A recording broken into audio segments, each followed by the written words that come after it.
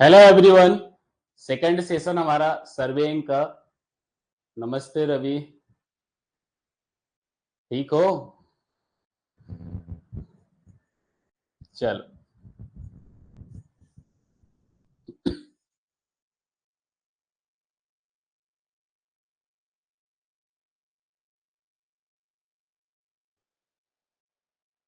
चलो then start करते हैं सर्वेइंग का सेकंड लेक्चर हमारा।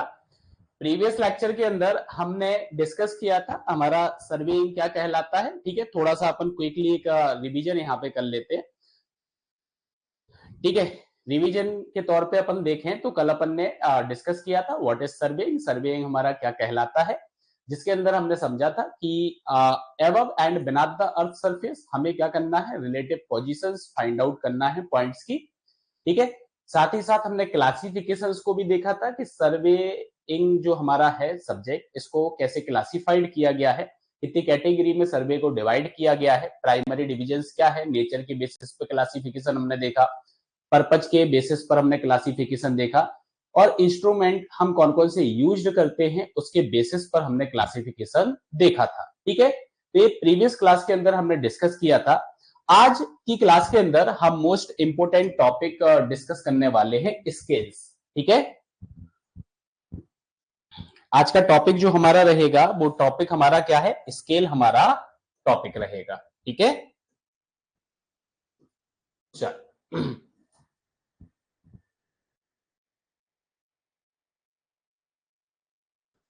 ठीक है, तो टॉपिक का नाम आपने देख लिया, कौन सा टॉपिक है हमारा, स्केल हमारा टॉपिक है। सबसे पहला क्वेश्चन हमारा यहाँ पे यही बनेगा, व्हाट इज स्केल। स्केल से आप क्या समझते हैं? आप ऐसा बोल सकते हो कि स्केल एक ऐसी टेक्निक है जहां पर हम जो हमारी ग्राउंड डिस्टेंस होती है उस ग्राउंड डिस्टेंस को हम मैप पर रिप्रेजेंट करते हैं। ठीक है तो ग्राउंड डिस्टेंस को मैप पर अगर हमें रिप्रेजेंट करना है तो हम स्केल का यूज करेंगे। ठीक है, कल हमने बहुत सारे सर्वे किए हुए थे, मैप भी बनाए हुए थे उन सर्वे के बेसिस पे। जैसे एक एग्जांपल मैं ले लेता हूं, टोपोग्राफिक सर्वे आपने किया था और with the help of topographic survey हमने एक टोपोग्राफिक मैप को प्रिपेयर किया था। ठीक है, अब टोपोग्राफिक सर्वे के अंदर जो नेचुरल फीचर्स वगैरह होते हैं ग्राउंड पर, अब एक्चुअल में तो नेचुरल फीचर्स जो होंगे उनकी जो लेंथ हो गई है, ठीक है, विड्थ आपका हो गया, मतलब कि डायमेंशंस जो हो गई हैं वो बहुत ज्यादा आपको देखने को मिलेंगी। ठीक है, हम मैप के अंदर उनको छोटा छोटा रिप्रेजेंट करते हैं। ठीक है, तो यही हमारी टेक्निक होती है। ठीक है, स्केल जिसके थ्रू हम ग्राउंड डिस्टेंस को मैप के ऊपर क्या करेंगे, रिप्रेजेंट करेंगे। ठीक है, सबसे पहले स्केल की बात करें तो यही लिखा है, technique through which we represent the ground distance on map. ठीक है, मतलब स्केल के थ्रू हम ग्राउंड डिस्टेंस को मैप पर रिप्रेजेंट करते हैं। अगर स्केल की बात की जाए तो स्केल को आप ऐसा भी बोल सकते हो, स्केल आपका एक रेशियो होता है जिस रेशियो के अंदर आप बोलोगे map distance divide bye ground distance. आप स्केल को ऐसे भी रिप्रेजेंट कर सकते हो। ठीक है, तो स्केल क्या हो गया, रेशियो हमारा हो गया, किसका रेशियो हो गया, map distance to the ground distance. ठीक है, आई बात समझ में? बेसिक यहाँ पे डेफिनेशन है आपकी ये कि स्केल हमारा क्या होता है। ठीक है, चल नेक्स्ट अगर मैं बात करूं तो जो हमारी स्केल होती है इस स्केल को दो कैटेगरी में डिवाइड किया गया है। अगर फर्स्ट क्लासिफिकेशन की बात करें तो स्केल आपकी एक न्यूमेरिकल स्केल होती है और दूसरा आपका क्या होता है, ग्राफिकल स्केल होता है। जैसा आप देख पा रहे होंगे यहाँ पे स्केल को हमने दो पार्ट में यहाँ पे डिवाइड किया। ठीक है, पहला पार्ट जो हमारा है वो हमारा क्या है, न्यूमेरिकल स्केल है, और दूसरा पार्ट जो हमारा है वो हमारा क्या है, ग्राफिकल स्केल है। ठीक है, अब न्यूमेरिकल स्केल जो हमारी होती है इसको फर्दर दो कैटेगरी में डिवाइड किया गया है। और अगर उन दो कैटेगरी की बात करें तो एक तो आपका इंजीनियर्स स्केल हो गया है और दूसरा पार्ट जो आपका होता है उसको आप बोलते हो representative fraction. Most of the exams के अंदर रिप्रेजेंटेटिव फ्रैक्शन से आपका जो क्वेश्चन है वो आपका पूछा जाता है। ठीक है, अभी आगे अपन समझते हैं कि रिप्रेजेंटेटिव फ्रैक्शन हम कैसे निकालेंगे। ठीक है, अब इंजीनियर स्केल की अगर बात करें तो जनरली ये जो स्केल है आप लोगों ने मैप के अंदर देखी होगी, या फिर जब आपने इंजीनियरिंग ड्राइंग आपका जो सब्जेक्ट होगा बीटेक के टाइम पर, वहां पे भी आपने इंजीनियर्स स्केल को यूज किया होगा। जैसे आपने देखा होगा 1 centimetre equals to ground distance. अगर मैं बात करूं कि ग्राउंड पर आप 10 किलोमीटर मेजर कर रहे हो, तो वो मैप पर आपका क्या हो जाएगा, 1 सेंटीमीटर हो जाएगा। ठीक है, तो न्यूमेरिकल स्केल के अंदर एक आपका क्या आ जाएगा, इंजीनियर्स स्केल, और इंजीनियर्स स्केल को आप कैसे रिप्रेजेंट करोगे, that is 1 centimetre equals to 10 kilometre.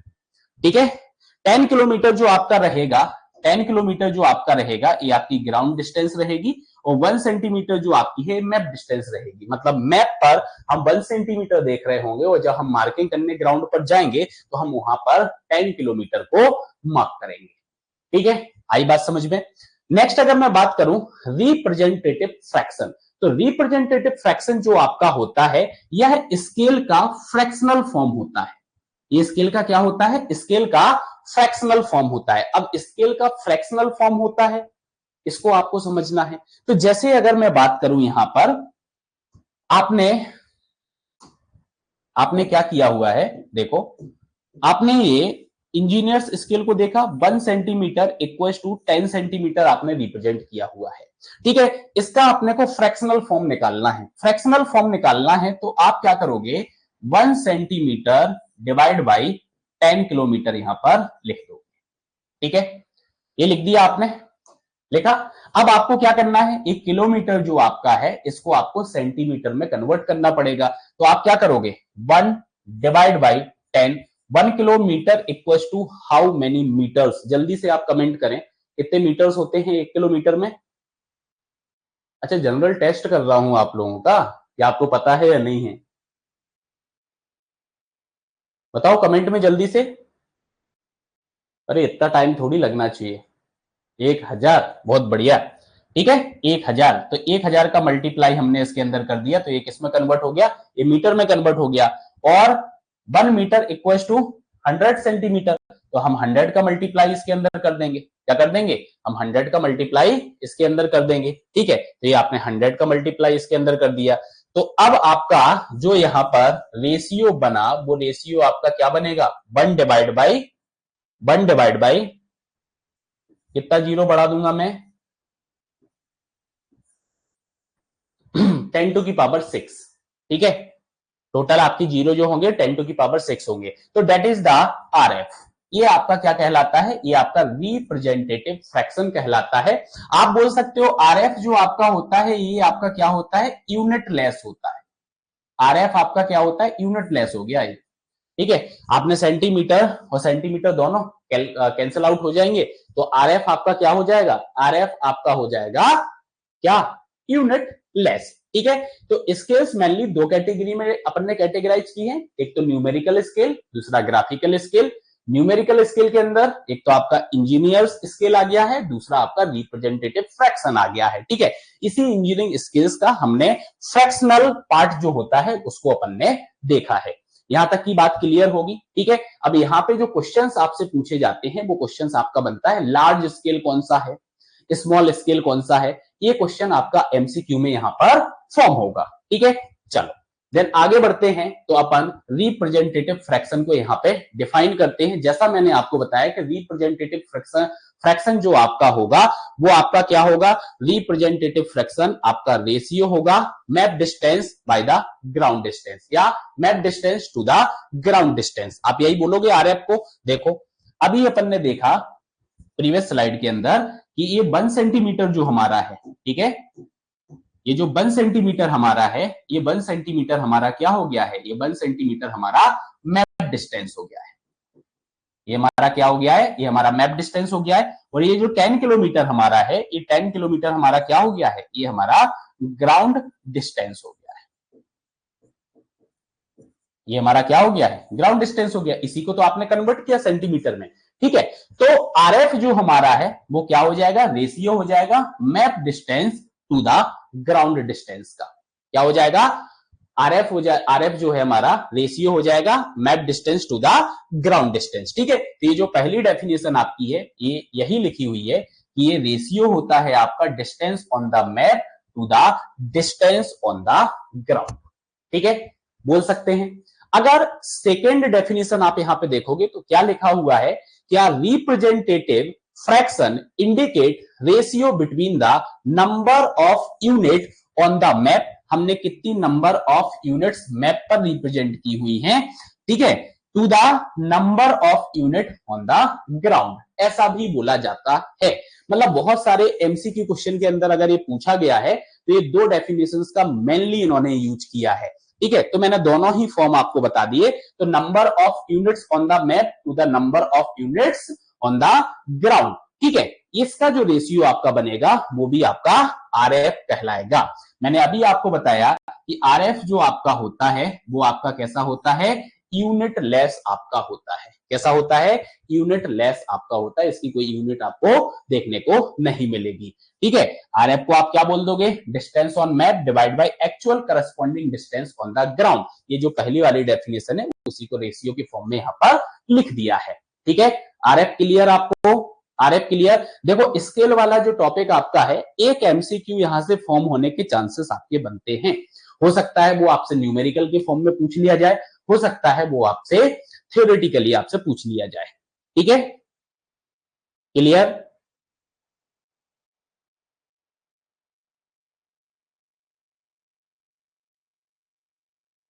जल्दी से रिप्लाई करें, यहां तक क्लियर है।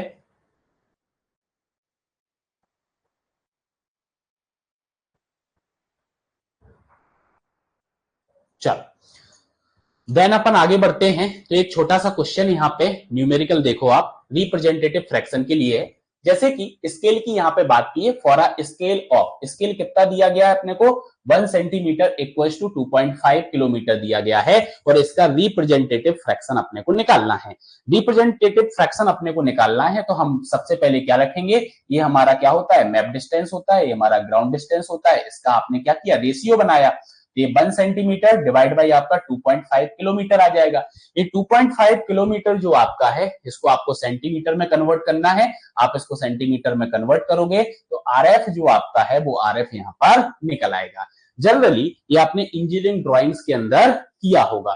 ठीक है, ये आपने इंजीनियरिंग ड्राइंग जो सब्जेक्ट आपने पढ़ा होगा उस टाइम पे आपने बहुत सारे आरएफ ऐसे निकाले होंगे। ठीक है, अब जो क्वेश्चन आपका एक फॉर्म होता है वो आपका लार्ज स्केल और स्मॉल स्केल से आपका एक क्वेश्चन यहाँ पे फॉर्म होता है कि कौन सी बड़ी स्केल है और कौन सी आपकी स्मॉल स्केल है। ठीक है, अब ये कैसे पता करेंगे हम यहाँ पे, समझना। जैसे यहाँ पे एक एग्जांपल मैंने लिया है स्केल ए।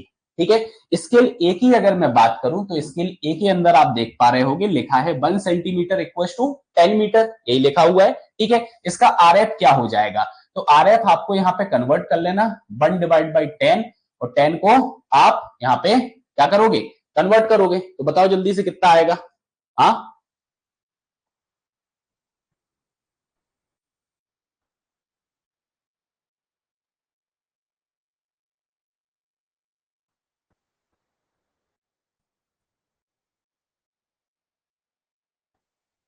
कितना आएगा,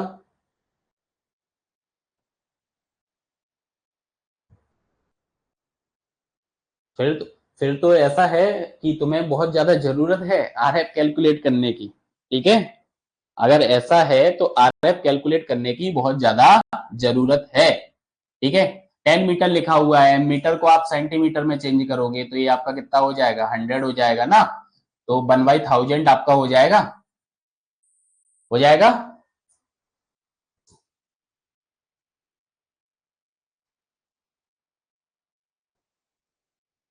1/1000 आपका हो जाएगा।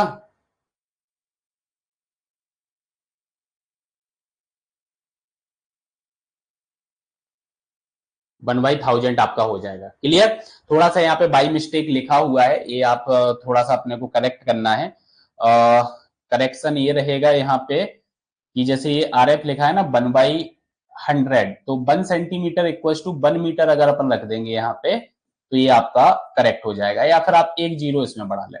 ठीक है, जैसा भी करना हो, टाइपिंग यहाँ पे एरर आई है तो 1 0 या तो आप यहाँ बढ़ा लेना या फिर आप स्केल को यहाँ पे करेक्ट कर लेना। और यहाँ पे जो स्केल 100 मीटर लिखा हुआ है ना, ये 100 मीटर नहीं, ये आपका क्या हो जाएगा, ये 10 मीटर आपका आ जाएगा। ये आपका क्या आ जाएगा, ये आपका 10 मीटर आपका यहाँ पे आ जाएगा। ठीक है, तो ये आपका आरएफ जो है, ये आरएफ जो है आपका वो क्या बन जाएगा, 1/1000 आपका बन जाएगा। ठीक है, तो कहने का मतलब ये है कि अब समझना आप, जैसे 1/1000 आपका ये है, ठीक है, यहाँ पे भी 1/1000 आपका हो रहा है। ठीक है, तो ये थोड़ा सा बता नहीं पाऊंगा इसमें, तो आप यहाँ पे स्केल ये वाली ले लो कि 1 सेंटीमीटर इक्वल टू 1 मीटर। ठीक है, इसका आपने आरएफ निकाला तो 1 डिवाइड बाई कितना आ जाएगा, 100 आपका आ जाएगा। ठीक है, यहाँ पे अगर मैं स्केल की बात करूं कि मैं 1 सेंटीमीटर इक्वल टू 10 मीटर ले रहा हूं, तो आरएफ हमारा 1 डिवाइड बाई 1000 आ जाएगा। ठीक है, यही आ जाएगा, 1 डिवाइड बाई 1000 आ जाएगा। कभी भी आपका जो क्वेश्चन है वो गलत नहीं होगा अगर आप किसी भी क्वेश्चन का आरएफ को कैलकुलेट करके लार्ज और स्मॉल स्केल को बता रहे हो तो। ठीक है, अब देखो 1/100 है, 1/1000 है। ठीक है, अब 1 को अगर आप 100 से डिवाइड करोगे, 1 को अगर आप 100 से डिवाइड करोगे तो कितनी वैल्यू आएगी। ठीक है, और 1 को अगर आप 1000 से डिवाइड करोगे तो कितनी वैल्यू आएगी। ठीक है, बता सकते हो। 1 डिवाइडेड बाई 100 कितनी वैल्यू आ रही है, बताओ जल्दी से। 1 डिवाइड बाई 100 कितनी वैल्यू यहां पर आएगी। हाँ, कैलकुलेट करके जल्दी से बताएं, 1 डिवाइड बाई 100 कितनी वैल्यू आ रही है। 0.01। ठीक है, और 1 डिवाइड बाई आपने 1000 किया तो कितनी वैल्यू आ रही है। 1 डिवाइड बाई आपने 1000 किया तो कितनी वैल्यू आ रही है। हाँ,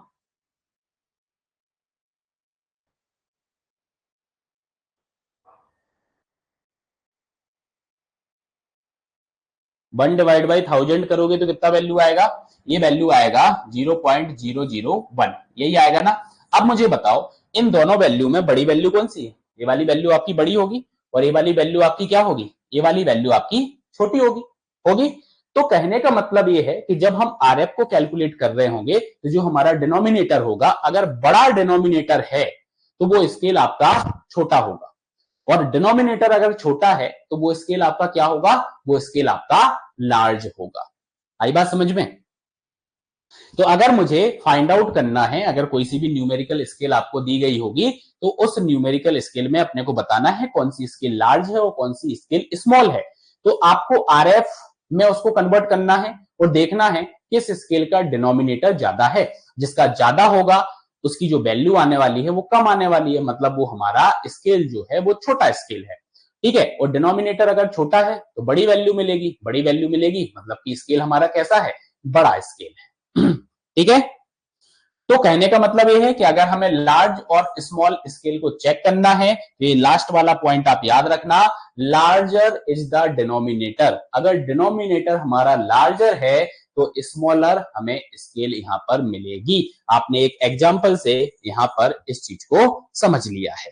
ठीक है, क्लियर है। तो ये जो एमसीक्यू क्वेश्चन है आपका यहां से बनता है। ठीक है, कभी कभी इक्विवेलेंट भी आपसे पूछ लिया जाता है, इक्विवेलेंट भी पूछ लिया जाता है। जैसे आपने यहाँ पे 1 सेंटीमीटर इक्वल टू 10 मीटर लिखा है। ठीक है, इसके इक्विवेलेंट वो इंचेस और फीट में भी आपसे पूछ लेगा कि इसके इक्विवेलेंट इंच और फीट में यही स्केल क्या होगी, तो उसके बेसिस पे भी आपको कन्वर्जन बताने पड़ेंगे। ठीक है, तो सर्वेइंग के अंदर इस टॉपिक के अंदर यूनिट कन्वर्जन आपको आने चाहिए, और ये जो यूनिट कन्वर्जन है लाइफ लॉन्ग आपको काम आएंगे। ठीक है, तो इनको तो आप पढ़ ही लेना। अभी आगे कुछ यूनिट कन्वर्जन जो है वो मैं आपको बताऊंगा। ठीक है, वो मैं आपको बताऊंगा। ठीक है, यहां तक की बात क्लियर। चलो देन आगे बढ़ते हैं, अब अपन बात करते हैं ग्राफिकल स्केल की। अब ग्राफिकल स्केल क्या होता है। ठीक है, तो graphical scale is a line drawn on plan और map on which ground distance is directly marked। Graphical scale के अंदर जो ग्राउंड डिस्टेंस आपकी होती है उसको हम डायरेक्टली प्लान या फिर मैप के ऊपर मार्क कर देते हैं। ठीक है, ग्राफिकल के अंदर हम क्या करेंगे, डायरेक्टली ही हम मार्क कर देंगे ग्राउंड की डिस्टेंस को प्लान और मैप के ऊपर। इसमें पता एक बेनिफिट ये रहता है कि अगर हमारा मैप श्रंक वगैरह हो जाता है, ठीक है। अब देख मैप हमारा क्या है, एक पेपर पे बना होगा, मॉइस्चर वगैरह उसको मिला, ठीक है, मॉइस्चर वगैरह उसको मिला, फिर मॉइस्चर इवेपोरेट उससे हो गया, तो हमारा जो मैप है श्रंक करेगा, श्रंक करेगा तो जो आपने लाइंस वगैरह ड्रॉ यहां पर की होंगी वो भी आपकी क्या होंगी, वो भी आपकी श्रंक होंगी, ठीक है। तो कहने का मतलब ये है कि ग्राफिकल स्केल का एक एडवांटेज हमें ये मिल जाता है ओवर द न्यूमेरिकल स्केल कि जो डिस्टेंस हमने प्लान और मैप के ऊपर मार्क की हुई है, ठीक है, वो हम डिटरमाइन कर सकते हैं एक्चुअल स्केल से, चाहे आपका प्लान और मैप जो है वो श्रंक क्यों ना हो गया हो। अगर श्रंक हो गया है तब भी आप एक्चुअल डिस्टेंस को निकाल सकते हो, ठीक है। अगर आपका जो मैप है वो श्रंक होता है तो ग्राफिकल स्केल भी आपकी चेंज होगी, क्या होगी, ग्राफिकल स्केल भी आपकी चेंज होगी। लेकिन जो आपने रेशियो निकाला है, कौन सा रेशियो, आरएफ का रेशियो, वो आपका अनअफेक्टेड रहेगा, उसमें आपको कोई भी चेंजेस देखने को नहीं मिलेंगे, ठीक है। उसके अंदर क्या होगा, उसके अंदर कोई भी चेंजेस आपको देखने को नहीं मिलेंगे। तो ये हमारी ग्राफिकल स्केल कहलाती है और ग्राफिकल स्केल का ये एडवांटेज है ओवर द न्यूमेरिकल स्केल, ठीक है। इस पॉइंट को आप याद रखना। नेक्स्ट अगर मैं बात करूं तो नेक्स्ट हमारा आता है टाइप्स ऑफ स्केल। हम कितनी टाइप ऑफ स्केल्स को यूज करते हैं। ईडी के अंदर आपने एक यूनिट पूरा स्केल का पढ़ा होगा बीटेक के टाइम पर, ठीक है। उस टाइम पे आपने एक प्लेन स्केल को ड्रॉ किया होगा, आपकी डायगोनल स्केल है, डायगोनल स्केल को आपने ड्रॉ किया होगा, वर्नियर स्केल आपका होता है, ठीक है। और आपने स्केल ऑफ कॉर्ड को भी क्या किया होगा, डिजाइन किया होगा, ठीक है, बनाया। इन सारी स्केल्स के आपने डायग्राम्स बनाए होंगे सीट के ऊपर, ठीक है।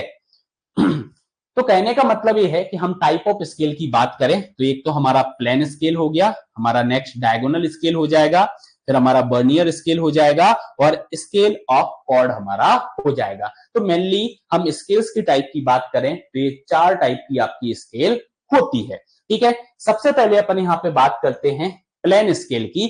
तो प्लेन स्केल हमारा क्या होता है, आपको सिंपल सी एक लाइन याद रखना है कि प्लेन स्केल की हेल्प से हम सिर्फ और सिर्फ 2 यूनिट का मेजरमेंट कर सकते हैं या फिर 2 डायमेंशंस का मेजर हम कर सकते हैं।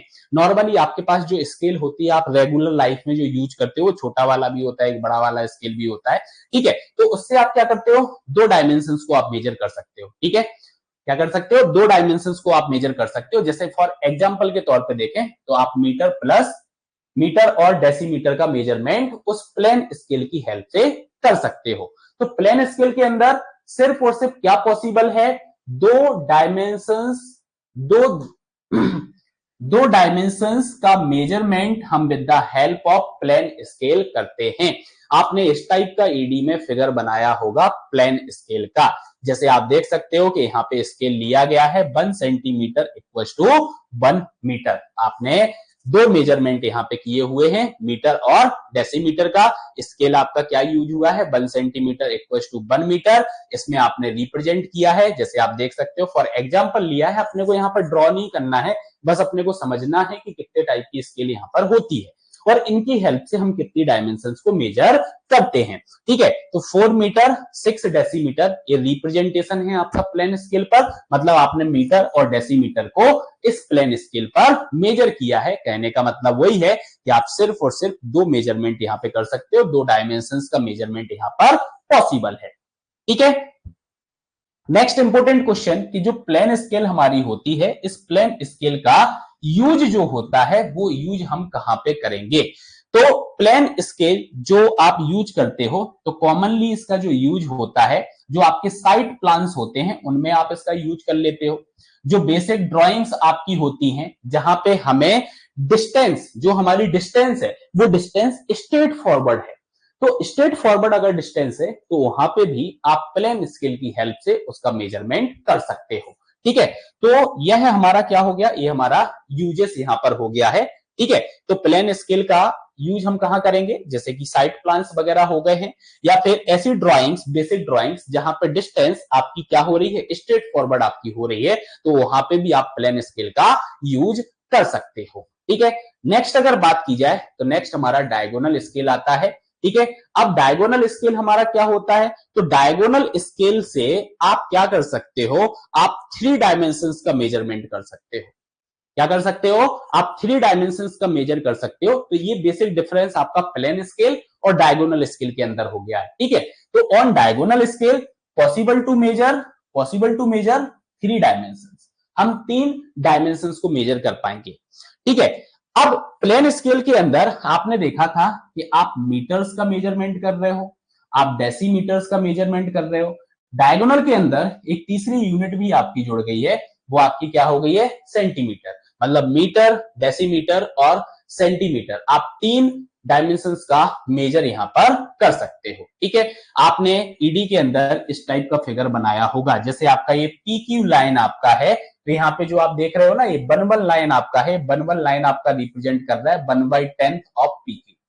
पीक्यू का 1/10 आपका पार्ट जो है वो रिप्रेजेंट हो रहा है 1/1 से। तो इस टाइप से आपका जो होता है वो डायगोनल स्केल आपका होता है, ठीक है। अब देखो, जो शॉर्ट लेंथ, इसके अंदर एक्चुअल में किया क्या है आपने, कि जो हमारी शॉर्ट लेंथ होती है ना, इसको नंबर ऑफ पार्ट्स में आप डिवाइड कर देते हो। वो नंबर ऑफ पार्ट्स में आप डिवाइड कैसे कर रहे हो, जो हमारा प्रिंसिपल होता है ना सिमिलर ट्रायंगल का, उस सिमिलर ट्रायंगल के प्रिंसिपल को लगा के आप नंबर ऑफ पार्ट्स में इसको डिवाइड कर रहे हो, ठीक है। तो तीसरी यूनिट भी आपकी यहाँ पे बन जाती है सेंटीमीटर, जैसे आपका निकल के आ गया ना। तो मीटर, डेसीमीटर तो आप रिप्रेजेंट किए हो, साथ ही साथ आपने सेंटीमीटर में भी इसको रिप्रेजेंट कर दिया है। अब इंपॉर्टेंट चीज कि हम डायगोनल स्केल का यूज कहां पे करेंगे, तो डायगोनल स्केल का जो यूज आपका होता है वो जनरली जो क्रिटिकल प्रिसीजंस होते हैं, अभी आगे आपको प्रिसीजंस भी बताऊंगा कि प्रिसीजंस जो आपका होता है वो क्या होता है।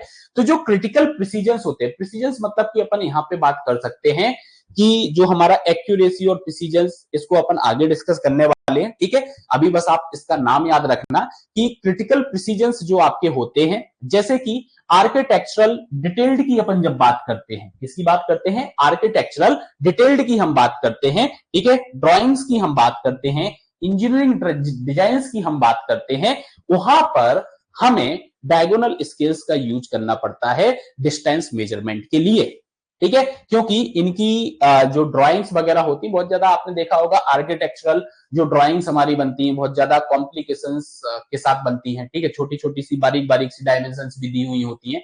तो जहां प्रिसीजन रिक्वायर्ड होगा वहां पे आप डायगोनल स्केल का यूज करोगे, ठीक है। ये चीज याद है, ठीक है। प्रिसीजन जहां पे रिक्वायर्ड होगा वहां पर हमें डायगोनल स्केल की जरूरत पड़ेगी, ठीक है। वहां पे हम डायगोनल स्केल का यूज करेंगे।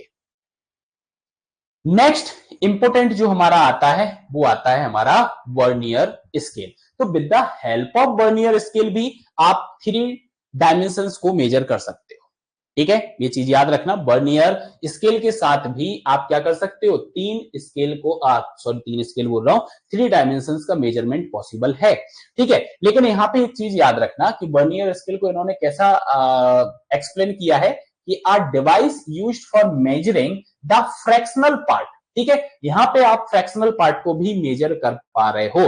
तो fractional part of one of the smallest division of a graduated scale, जो हमारी ग्रेजुएटेड स्केल है उसका स्मॉलेस्ट डिवीजन, ठीक है, उसके भी फ्रैक्शनल पार्ट को आप यहां पे मेजर कर सकते हो, ठीक है।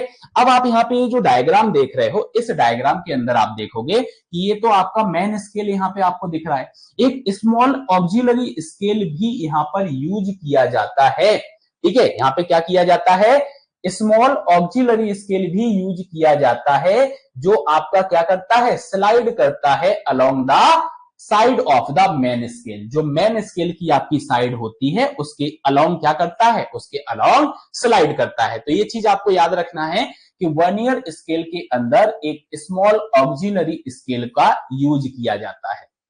किसका यूज किया जाता है, एक स्मॉल ऑक्सिलरी स्केल का यूज किया जाता है, जो कि आपका क्या करेगा, स्लाइड करेगा अलोंग द मेन स्केल, ठीक है। याद रखना ये जो वर्नियर स्केल है ना, इसी से आपके न्यूमेरिकल्स भी यहां पर बनेंगे, ठीक है। तो अभी आपने प्रिसीजंस की बात की थी कि क्रिटिकल प्रिसीजंस में हम डायगोनल स्केल का यूज करते हैं, जहां पे प्रिसीजंस हाईली रिक्वायर्ड है वहां पे हम वर्नियर स्केल का भी यूज करते हैं। तो vernier scale are highly precise scale, ये चीज आपको याद रखना है कि हाईली प्रिसाइज स्केल की जब बात की जाएगी तो उसमें नाम सबसे पहले किसका आएगा, वर्नियर स्केल का नाम आएगा। ठीक है, क्यों आएगा, क्योंकि यहां पे देखो that is the fractional part. Fractional part का मतलब ये हो गया कि आप वेरी स्मॉल लेंथ को भी with the help of vernier scale major कर सकते हो। ठीक है, क्या कर सकते हो, with the help of vernier scale आप वेरी स्मॉल लेंथ या फिर डिस्टेंस का मेजरमेंट कर सकते हो। ठीक है, ये आपका क्या हो गया, ये आपका वर्नियर स्केल हो गया। अब वर्नियर स्केल की बात की जाए कि भैया वर्नियर स्केल का एप्लीकेशन क्या है, तो एप्लीकेशन आप देख सकते हो कि जैसे आपके जो वर्नियर कैलिपर्स होते हैं उसके अंदर यूज किया जाता है।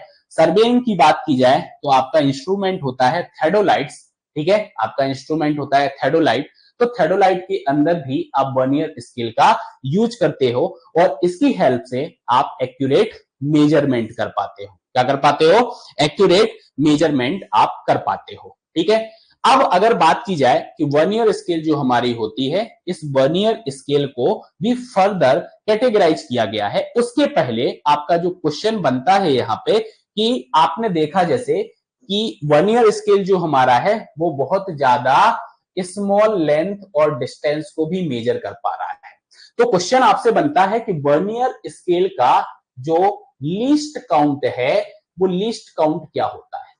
ठीक है, तो ये लीस्ट काउंट आपसे पूछ लिया जाता है वर्नियर स्केल का। ठीक है, अब अगर मुझे ये लीस्ट काउंट फाइंड आउट करना है तो मैं ये लीस्ट काउंट को कैसे फाइंड आउट करूंगा, तो समझना, ये डायग्राम आपको दिख रहा है तो ये जो स्केल आप देख रहे हो ना, ये बड़ी वाली, ये आपकी बड़ी वाली स्केल कहलाती है मैन स्केल। ये आपकी कौन सी है, मैन स्केल है। और ये जो स्मॉल स्केल आप देख पा रहे हो, ऑक्सिलरी स्मॉल स्केल जो आपका है, इसको बोला जाता है वर्नियर स्केल। इसको क्या बोला जाता है, वर्नियर स्केल। तो अब आप देख रहे हो इसके ऊपर भी ग्रेजुएशन किया गया है, इसके ऊपर भी ग्रेजुएशन किया गया है ना, दोनों के ग्रेजुएशन दिख रहे हैं ना आपको, ये वर्नियर स्केल के ग्रेजुएशन है, ये आपके मैन स्केल के ग्रेजुएशन है। तो लीस्ट काउंट हम कैसे फाइंड आउट करेंगे, तो जो हमारा क्या होगा, smallest division on the main division and smallest division on the vernier scale. जो हमारा मेन स्केल होगा उसका स्मॉलेस्ट डिवीजन, ठीक है, और जो हमारा वर्नियर स्केल होगा उसका स्मॉलेस्ट डिवीजन, इन दोनों का जब हम डिफरेंस फाइंड आउट करेंगे तो हमें पता चलेगा लीस्ट काउंट हमारे वर्नियर स्केल का। ठीक है, तो वर्नियर स्केल का लीस्ट काउंट क्या होगा, the difference between smallest division on the main scale, यहां पे स्केल आएगा, ठीक है, main scale and smallest division on the vernier scale. तो इनका जो डिफरेंस होगा वो डिफरेंस हमारा क्या कहलाएगा, वो डिफरेंस हमारा लीस्ट काउंट कहलाएगा, least count of the vernier कहलाएगा। ठीक है, तो ये चीज आप मार्क कर लेना, स्टार मार्क कर लेना, लीस्ट काउंट। यहां से एमसीक्यू क्वेश्चन जो आपका है लीस्ट काउंट से फॉर्म होता है। ठीक है, यहां से क्वेश्चन जो आपका है वो फॉर्म होता है। ठीक है, नेक्स्ट अगर मैं बात कर रहा था यहाँ पे कि वर्नियर स्केल जो आपका होता है इसको फर्दर कैटेगराइज किया गया है। तो एक तो आपका क्या हो गया है, डायरेक्ट वर्नियर हो गया है, दूसरा आपका क्या हो गया है, रेट्रोग्रेड वर्नियर हो गया है, और नेक्स्ट आपका क्या हो गया, एक्सटेंडेड वर्नियर आपका हो गया है। सिंपल सी भाषा में अगर मैं डायरेक्ट वर्नियर की बात करूं तो आप यहाँ पे समझना कि डायरेक्ट वर्नियर हमारा क्या होता है। जैसे आपका ये वर्नियर यहाँ पे दिख रहा है, वर्नियर स्केल यहाँ पे पूरा बना हुआ है, ये आपका मेन स्केल है। ये जो वर्नियर स्केल है, अगर यह जिस डायरेक्शन में ये मेन स्केल आपकी बढ़ रही है उसी डायरेक्शन में आपका ये वर्नियर स्केल मूव कर रहा है तो ये हमारा डायरेक्ट वर्नियर होगा। और अगर ये वर्नियर हमारा जो है वो अपोजिट डायरेक्शन में मूव कर रहा है तो इसको आप क्या बोलोगे, इसको आप बोलोगे रेट्रोग्रेड वर्नियर। एक्सटेंडेड वर्नियर मतलब कि एक्सटेंशन आपको मिल रहा है, उसको आगे मैं आपको बता रहा हूं, ठीक है, आगे आपको समझाऊंगा। एक्सटेंडेड का मतलब आपको समझ में आ रहा होगा कि लेंथ अगर छोटी पड़ रही है लेकिन हमें मेजरमेंट करना है तो एक्सटेंडेड फॉर्म आपका जो इसका होगा वो हमारा एक्सटेंडेड वर्नियर की कैटेगरी में आएगा। ठीक है, तो मैंने क्या बोला कि जो डायरेक्ट वर्नियर हमारा है, डायरेक्ट वर्नियर के अंदर जो हमारी वर्नियर स्केल है वो मेन जो स्केल आपकी है उसके अलोंग आपका सेम डायरेक्शन में मतलब मूव करेगा, और अगर अपोजिट डायरेक्शन में मूव करेगा तो वो आपका रेट्रोग्रेड वर्नियर होगा। ठीक है, तो आप समझना है यहाँ पे इन दोनों का मेनली अपन डिफरेंस समझते हैं, ठीक है। डायरेक्ट वर्नियर की अगर मैं बात करूं, इसकी बात करूं मैं, अगर मैं इसकी बात करूं, डायरेक्ट वर्नियर की बात करूं, तो डायरेक्ट वर्नियर में मैंने क्या बोला कि vernier extend in the same direction as main scale, यही अभी आपको बोला था, same direction of main scale में ये एक्सटेंड होने वाला है, ठीक है, यही होने वाला है। नेक्स्ट चीज आपको क्या रखना है कि याद यहाँ पे कि n-1 division of main scale के जो n-1 डिवीजन हैं वो हमारे बराबर होंगे किसके, n divisions of vernier scale, ठीक है, क्या होंगे, n divisions of vernier scale. अगर यहाँ पे एक सिंपल सा कॉन्सेप्ट अपन समझें तो मैं ऐसा लिख देता हूं 10-1 इक्वल्स टू n, ठीक है, सॉरी ऐसा, अगर n की वैल्यू में 10 ले रहा हूं तो ये क्या आ जाएगा, 10-1 इक्वल्स टू 10, तो ये क्या आ जाएगा 9 इक्वल्स टू 10, मतलब that is the divisions of the main scale equals to 10। 10 आपका क्या होगा, 10 आपका होगा डिविजन्स ऑफ वर्नियर स्केल। ऐसा जो वर्नियर आपका होता है वो आपका डायरेक्ट वर्नियर कहलाता है, ठीक है, वो आपका क्या कहलाता है, डायरेक्ट वर्नियर कहलाता है, ठीक है। ये कलर ऐसा तो नहीं है कि दिखने में आपको समझ में नहीं आ रहा हो, ठीक है, मैंने यहाँ पे लिखा है 10-1 इक्वल्स टू 10, तो ये आ जाएगा 9 इक्वल्स टू 10, ठीक है, ये 9 आपके divisions of the main scale है और 10 आपके जो है divisions of the vernier scale है, ये आपका मेन स्केल हो गया, ठीक है। तो n-1 divisions of the main scale equals to n divisions of vernier scale, ठीक है, ये आपका क्या कहलाता है, ये आपका डायरेक्ट वर्नियर कहलाता है। एक्सटेंड कैसे होगा आपका vernier, same direction of main scale आपका ये एक्सटेंड होगा, क्लियर। चलो आगे अगर मैं बात करूं तो आगे आपका रेट्रोग्रेड वर्नियर होता है। रेट्रोग्रेड वर्नियर में मैंने आपको क्या बोला, मैंने आपको बोला कि जो वर्नियर आपका यहाँ पे एक्सटेंड करेगा वो अपोजिट डायरेक्शन में एक्सटेंड करेगा मेन स्केल के, यही आपको बोला था, ठीक है। नेक्स्ट आपको चीज याद रखना है कि रेट्रोग्रेड वर्नियर के अंदर जो मेन स्केल के डिविजन्स होंगे वो n+1 होंगे और यह बराबर किसके होंगे, स्मॉल n, मतलब कि वर्नियर स्केल का जो डिविजन्स है वो आपका क्या हो जाएगा, स्मॉल n हो जाएगा। अब यहाँ पे अगर मैं बात करूं सेम, तो 10+1 इक्वल्स टू 10, मतलब 11 इक्वल्स टू 10, मतलब ये जो 11 डिविजन्स हैं ये आपके मेन स्केल के डिविजन्स हो गए और ये जो 10 आपके हैं ये आपके वर्नियर स्केल के डिविजन्स हो गए, ठीक है। तो ऐसा जो आपका वर्नियर होता है वो आपका रेट्रोग्रेड वर्नियर कहलाता है, ठीक है, वो आपका क्या कहलाता है, रेट्रोग्रेड वर्नियर कहलाता है, ठीक है। क्लियर है दोनों, जल्दी से आप कमेंट करके बता दें दोनों क्लियर हैं, डायरेक्ट वर्नियर और रेट्रोग्रेड वर्नियर।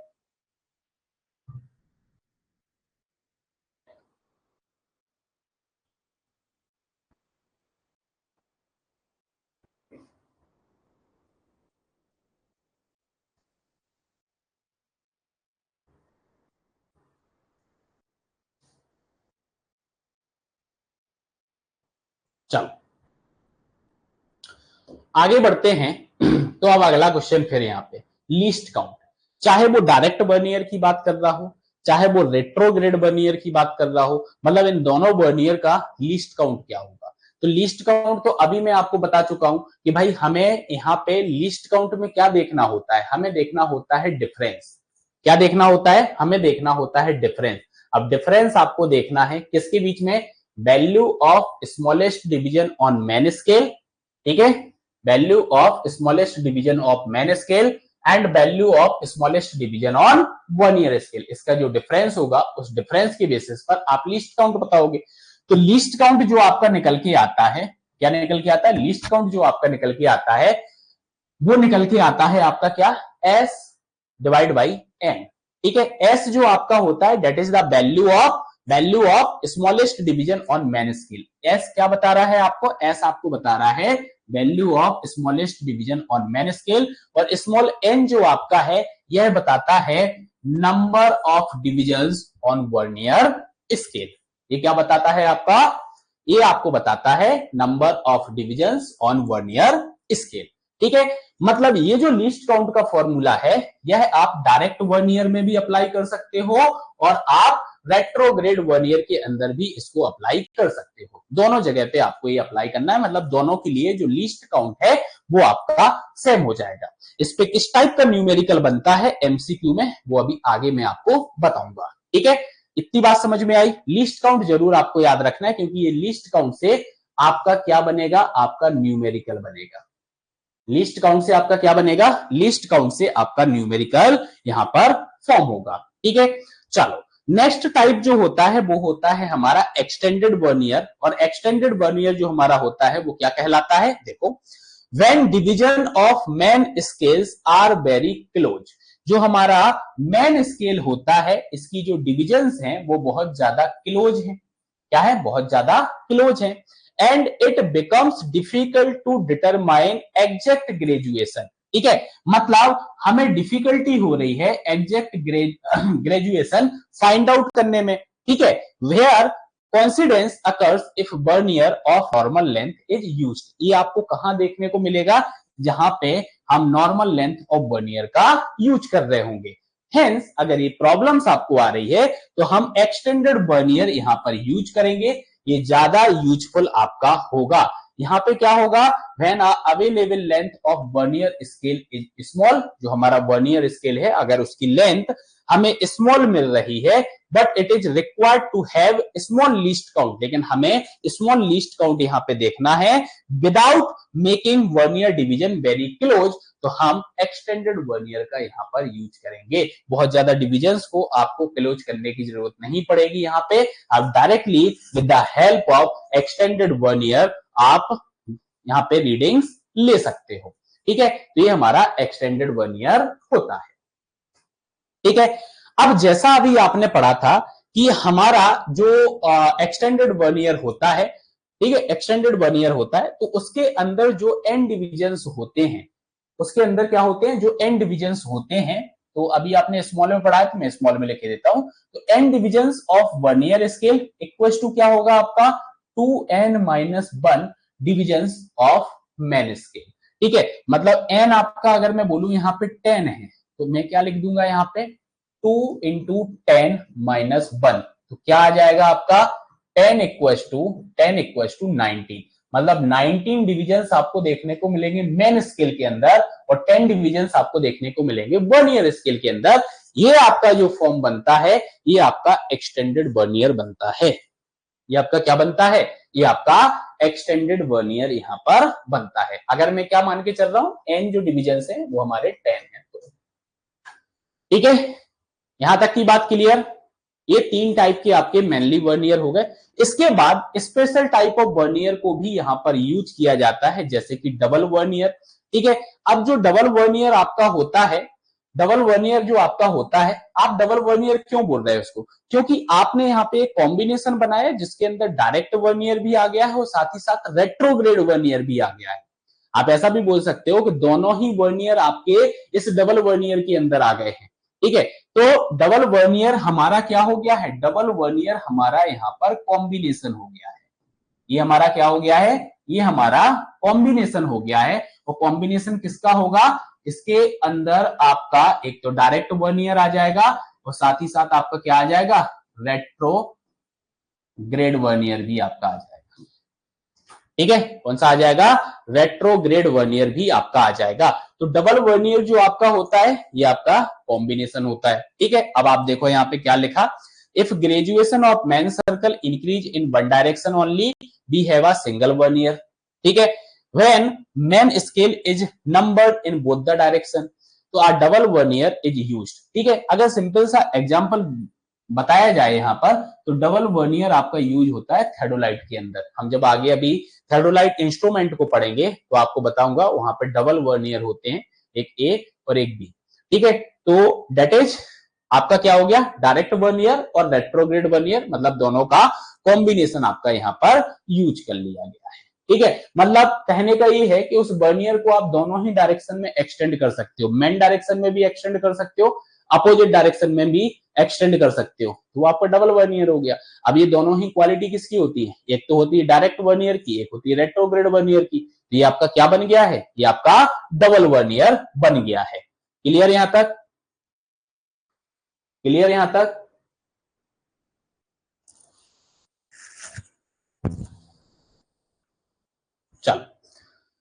नेक्स्ट अगर मैं बात करूं तो नेक्स्ट आपका स्पेशल टाइप में आता है डबल फोल्डेड वर्नियर।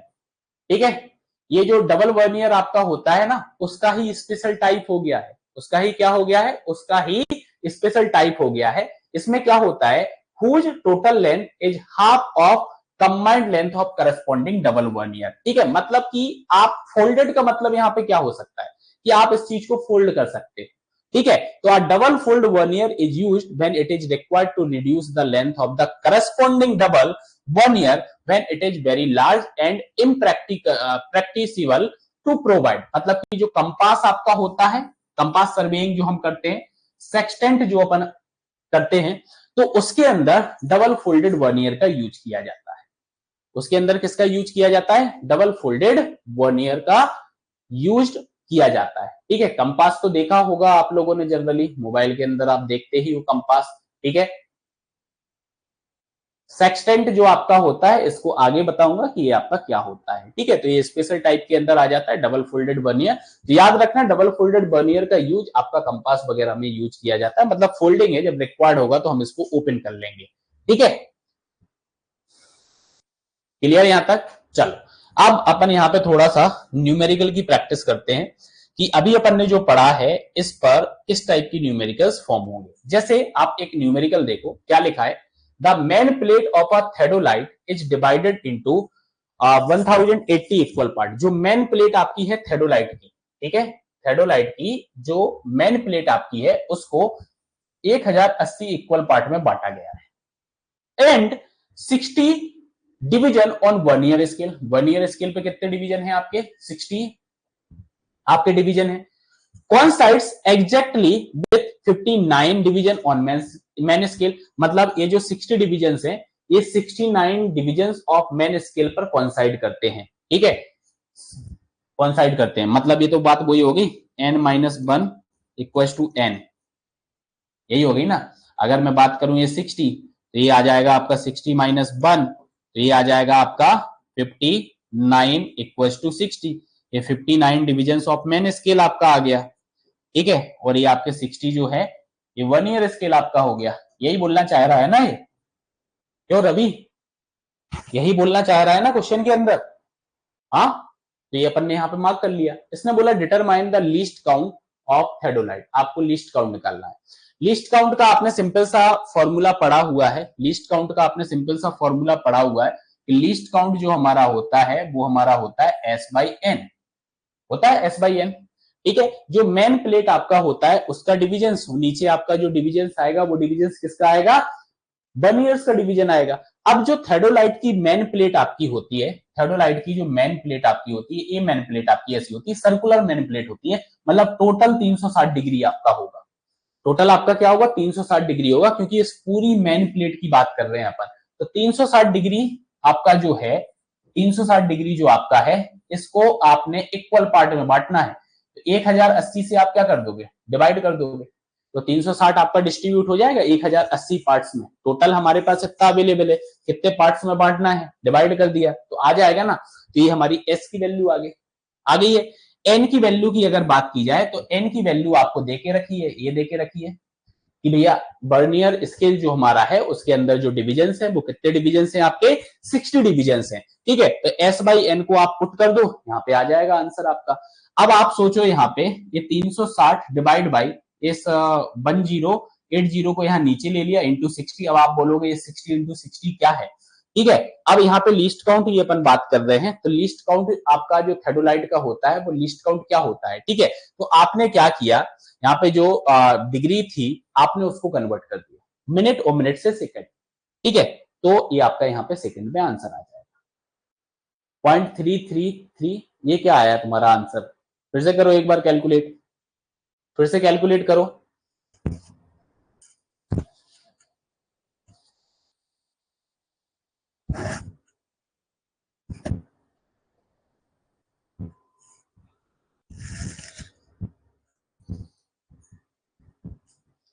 फिर से कैलकुलेट करो क्या आ रहा है आंसर, बाकी लोग भी कैलकुलेट करें।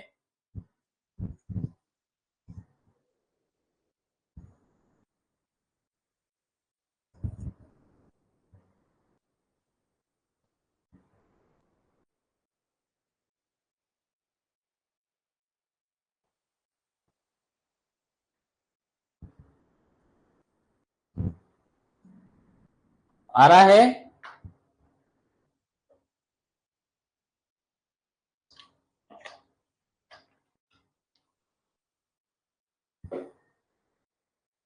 आ गया, चलो बधाई हो आपको।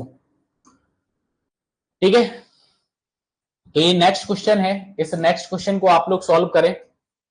इसके आंसर जो है, इस आंसर को मैं यहाँ पे फिलअप करे दे रहा हूं, ठीक है, बाद में ओपन कर दूंगा इसको, बाद में ओपन कर दूंगा। एक क्वेश्चन है, इस क्वेश्चन का आप आंसर बताएं, इस क्वेश्चन का आंसर बताएं, सिंपल सा है। Calculate the least count of vernier whose 60 divisions coincide with the 59 divisions of its primary scale, and if each degree on the primary scale is subdivided into 10 minute interval, ठीक है, 10 minute interval, ठीक है। तो बताओ इसका answer क्या आ रहा है, इसका आंसर बताओ। हाँ भैया हंस लो, आंसर छुपाना पड़ेगा, नहीं तो तुम पता चले इसी को देख के कमेंट बॉक्स में डाल दो आंसर, यही आ रहा है सर हमारा। देख तो नहीं लिया ना? कोई बात नहीं, ईमानदारी आपके खुद के हाथ में है। बताओ जल्दी से बताओ आंसर क्या आएगा इसका।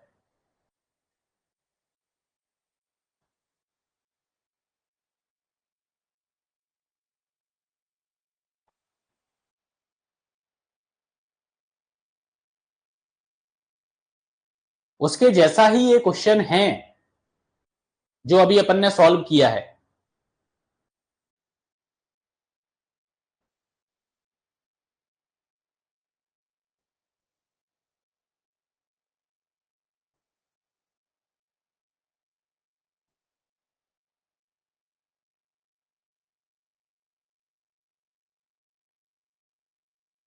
मुझे लगा आ गया होगा आंसर अभी तक तो। हाँ, आंसर अभी तक आ जाना चाहिए था, इतना टफ थोड़ी है यार।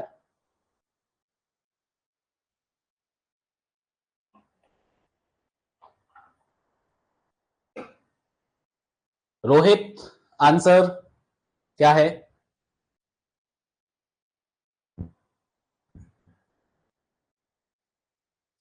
2 मिनट सर आ रहा है, कहां तक पहुंचा अभी?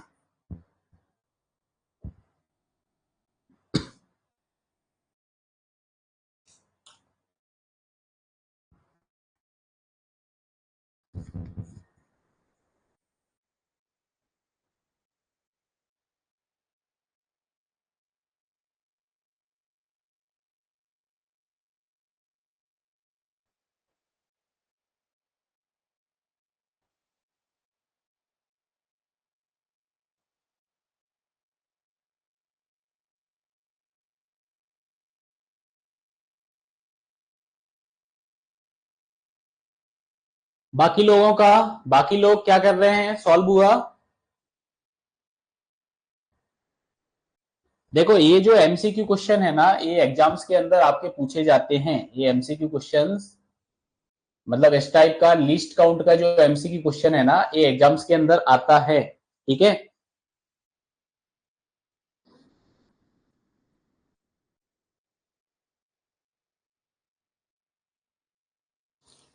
चलो आई थिंक मुझे ऐसा लग रहा है कि मुझे ही करवाना पड़ेगा, मुझे ही कराना पड़ेगा।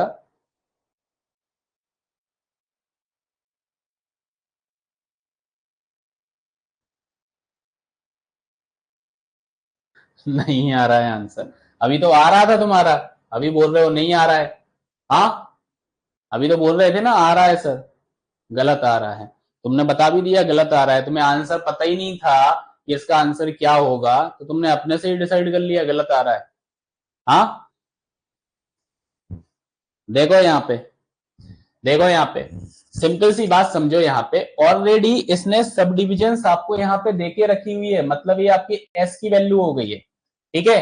और यहाँ पे आपकी एन की वैल्यू यहाँ पे ये दी हुई है, एन की वैल्यू यहाँ पे दी हुई है, ठीक है। तो डायरेक्टली आपको यही तो रखना था, 10/60, तो ये आ जाता 1/6, ये 1/6 मिनट में आएगा, ठीक है। तो ये आपने यहाँ पे सेकंड में इसका कन्वर्जन कर दिया, सेकंड में आप करोगे ये क्या आ जाएगा, 10 सेकेंड। अब बोलो। ठीक है, अब तो बोलोगे ही सही तुम, ठीक है, क्यों? विश्वकर्मा जी बोलिए, जनता जवाब मांग रही है। ठीक है, तो थोड़ा सा क्वेश्चंस को आप रीड करें, क्योंकि सर्वेइंग के अंदर क्या होता है कि क्वेश्चंस तो बहुत इजी है। देखो ये क्वेश्चन बहुत इजी है, बस थोड़ा सा लैंग्वेज को आपको समझना है कि आपको वो क्या दे रहा है, उन चीजों को नोट डाउन करो। ठीक है, उसके बाद आप क्या करो, उसके बाद आप सॉल्व करो। ठीक है, सिंपल सा क्वेश्चन था, ये आपका बन गया। यहाँ पे 10 सेकेंड आपका यहाँ पे आंसर निकल कर आ जाएगा। ठीक है, चलो नेक्स्ट क्वेश्चन की अगर बात की जाए तो नेक्स्ट क्वेश्चन को भी यहां पर अपन थोड़ा सा क्या कर देते हैं, छुपा देता हूं। चलो आंसर छुपा दिया है, आंसर यहां पे छुपाया गया है क्योंकि सॉल्व आपसे करवाना है।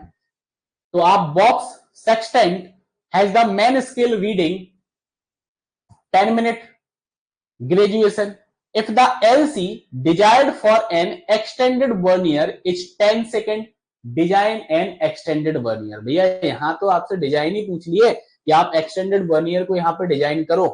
ठीक है, एलसी जो डिजायर्ड है, जो एक्सटेंडेड वर्नियर आप डिजाइन करोगे ना, उसके लिए आपको जो लीस्ट काउंट चाहिए वो 10 सेकेंड का चाहिए। और बॉक्स एक्सटेंड के अंदर जो मेन स्केल का रीडिंग आपका आ रहा है, उसका जो ग्रेजुएशन है वो आपका 10 मिनट्स पे, वो आपका क्या है 10 मिनट्स पे है। लग तो रहा है कि आपसे बन जाना चाहिए, बट दूसरी साइड ये बोल रही है कि फिर से वही आंसर आएगा कि सर आ तो रहा है, लास्ट में ये भी आ जाएगा, गलत आ रहा है।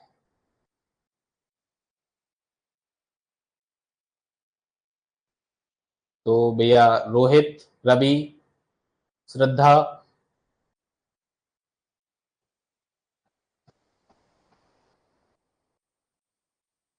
60 सेकेंड्स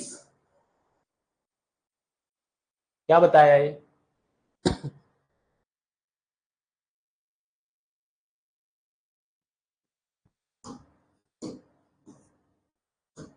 चलो देखो, यहां पे इन्होंने क्या बोला कि मेन स्केल का डिविजन्स तो अपने को पता है भैया, 10 देके रखा हुआ, 10 मिनट्स देके रखा है। लीस्ट काउंट अपने को 10 सेकेंड चाहिए। एक्सटेंडेड वर्नियर की बात की जा रही है, एक्सटेंडेड वर्नियर को अपने को डिजाइन करना है। तो एक्सटेंडेड वर्नियर को डिजाइन करना है मतलब क्या, डिजाइन से मतलब ये है कि n इक्वल्स टू आपका क्या आना चाहिए, 2n-1 आना चाहिए।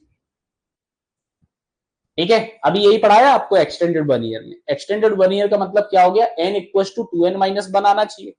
लीस्ट काउंट की अगर बात करोगे तो लीस्ट काउंट यही होता है आपका। इसमें एलसी अपने को देके रखा है 10 सेकेंड, ये अपने पुट कर दिया। एस की वैल्यू अपने को 10 मिनट देके रखी है, तो इसको सेकंड में बदलने के लिए 60 से मल्टीप्लाई कर दिया। तो आप यहाँ पे किसको निकालो, एन को निकालो। तो एन आपका कितना निकला, एन निकला 60। जब एन आपका 60 निकल आया तो आपका क्या आएगा, ये आ जाएगा 60 सेकेंड इक्वल्स टू 2 इंटू 60-1, ये आ जाएगा 60 इक्वल्स टू 119। ये हो गया डिजाइन। ठीक है, आई बात समझ में? तो 119 spaces of main scale are equal to 60 spaces of vernier. ये हो गया डिजाइन, ये आपका आंसर है। ठीक है, आपको सिर्फ n की वैल्यू नहीं बताना है, यहाँ पे आंसर जो रहेगा, ये जो नीचे कोट डला हुआ है, ये कोट आपका जो है वो आपका आंसर रहेगा। ठीक है, तो सिंपल से क्वेश्चन है, सिंपल से क्वेश्चन है, जो चीजें आपको बता रहा हूं बस वो चीजें आपको यहां पर याद रखनी है। ठीक है, चलो देन आगे बढ़ते हैं, आगे। ठीक है, अगला question, which of the following statement is correct. तो बताओ कौन सा स्टेटमेंट आपका करेक्ट है। ठीक है, जैसे लिखा है in a retrograde vernier n+1 division on primary scale are divided n division n vernier scale. ये सही है ना, रेट्रोग्रेड में यही तो पढ़ा है आपने। डबल वर्नियर के अंदर क्या बोला आपने, two simple vernier placed end end forming one scale with 0 is the centre. ठीक है, रेट्रोग्रेड में ये पढ़ा आपने, n+1 division on primary scale are divided n division and vernier scale. ठीक है, in extended vernier 2n-1 primary divisions are divided into n divisions on 1 year. In a direct 1 year, n+1 primary divisions are divided into equal part on scales. क्या होगा इसका answer?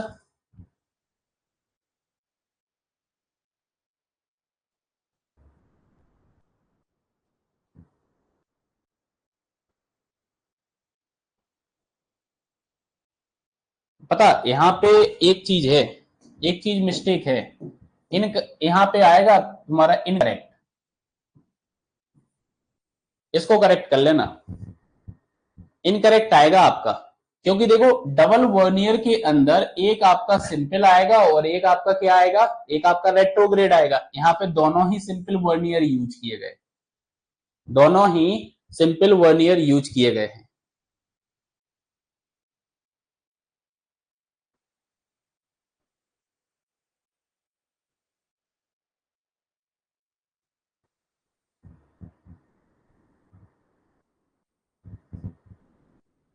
ठीक है, B गलत आएगा।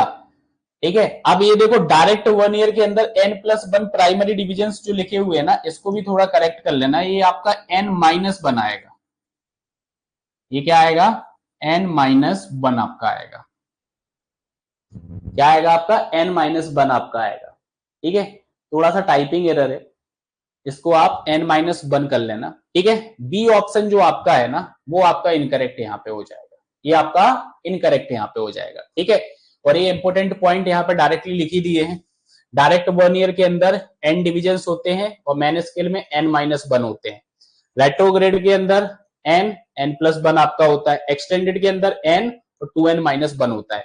ये चीज तो आप याद रख ही लेना, यहाँ से डिजाइन ऑफ वर्नियर आपसे पूछ लिया जाता है। ठीक है, ये जो करेक्शंस इस क्वेश्चन में बताया ना, ये करेक्शंस आप मार्क कर लेना, पीडीएफ आपको मिलेगी ना तो डायरेक्ट रट मत लेना इस चीज को, ये करेक्शंस जो है, करेक्शंस को आप मार्क कर लेना। ठीक है, कॉपी के अंदर कि इसमें ये करेक्शंस मैंने आपको बताए हुए हैं। ठीक है, चलो आगे बढ़ते हैं, तो आगे हमारा आता है कॉर्ड स्केल। अब कॉर्ड स्केल क्या होता है कि जो हमारा प्रोटेक्टर होता है ना, तो अगर प्रोटेक्टर की एब्सेंस है, प्रोटेक्टर हमारे पास नहीं है और हमें एंगल का मेजरमेंट करना है, तो हम कैसे करेंगे, स्केल ऑफ कॉर्ड की हेल्प से करेंगे। ठीक है, तो देखो, it is use to construct angle in the absence of a protractor, so call as a scale to measure और सेट एंगल और डिग्रीज। ठीक है, तो जब प्रोटेक्टर की एब्सेंस हमारे पास होगी तो हम यहाँ पर स्केल ऑफ कॉर्ड का यूज करते हैं। ठीक है, अब स्केल ऑफ कॉर्ड का आप यूज कर रहे हो तो हमें कॉर्ड लेंथ यहाँ पे निकालनी पड़ती है। ठीक है,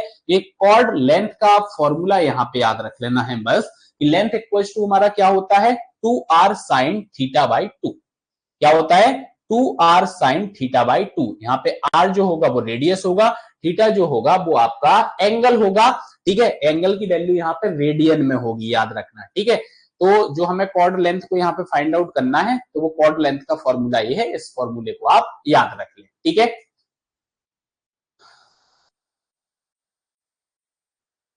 क्लियर, ये हमारा स्केल ऑफ कॉर्ड कहलाता है। ठीक है, चलो अब नेक्स्ट अपन यहाँ पे बात करते हैं कि जो हम स्केल यहाँ पे पढ़ के आए हैं अभी तक, इसके एडवांटेज क्या है। ठीक है, इसके एडवांटेज क्या है, सर्वेइंग के अंदर इसके एडवांटेज क्या है, हम सर्वेइंग के अंदर स्केल्स का यूज क्यों कर रहे हैं, ऐसा भी आप बोल सकते हो। तो कुछ ना कुछ फायदे होंगे तभी आप यूज कर रहे हो। जैसे सबसे पहला, फैसिलिटेट एक्यूरेट मेजरमेंट। हमें स्केल अगर हम यूज कर रहे हैं तो हमें एक्यूरेट मेजरमेंट्स यहां पे मिल जाएंगे। ठीक है, आप सिंपली कम्युनिकेशन कर सकते हो।